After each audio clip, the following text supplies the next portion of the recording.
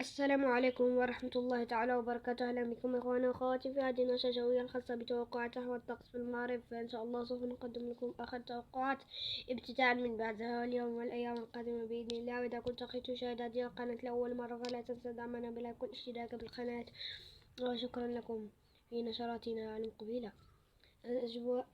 رياح قوية تهم أقاليم جنوبية بإذن الله، وتهم مرتفعات الأطلس المتوسط بالجنوب المنطقة الشرقية، والله أعلم. من المتوقع ظهور تساقطات مطرية ضعيفة قد تهم الريف، تهم مرتفعات الأطلس، والله أعلم.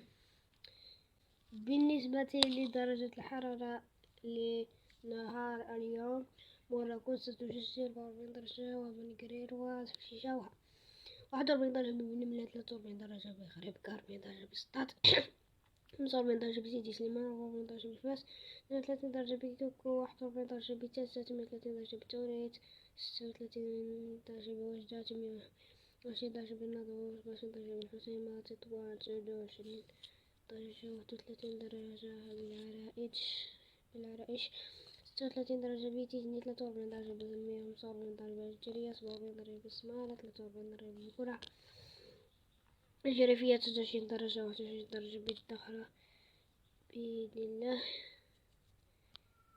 بالنسبة ليوم غد الأربعاء 3 من شهر غشة، تكون السماء قليلة السحب إلى صافية بمعظم المناطق، مع ظهور عواصف رعدية قد تهم الريف، والله أعلم.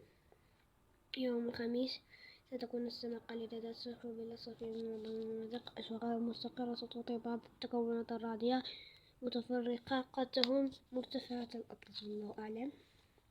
يوم الجمعة ستكون السماء قليلة السحب إلى صافية مع ظهور تساقطات مطرية رعدية قد تهم جبال الأطلس الكبير. يوم السبت ستكون السماء قليلة السحب إلى صافية من معظم المناطق. يوم الأحد أجواء صافية ومستقرة مع ظهور عواصف تساقطات مطرية قد تهم سوس، والله أعلم. يوم الاثنين أجواء مستقرة وصافية بمعظم المناطق. ويوم الثلاثاء ستكون السماء قليلة السحب وظهور تساقطات مطرية متفرقة تهم جبال الأطلس المتوسط.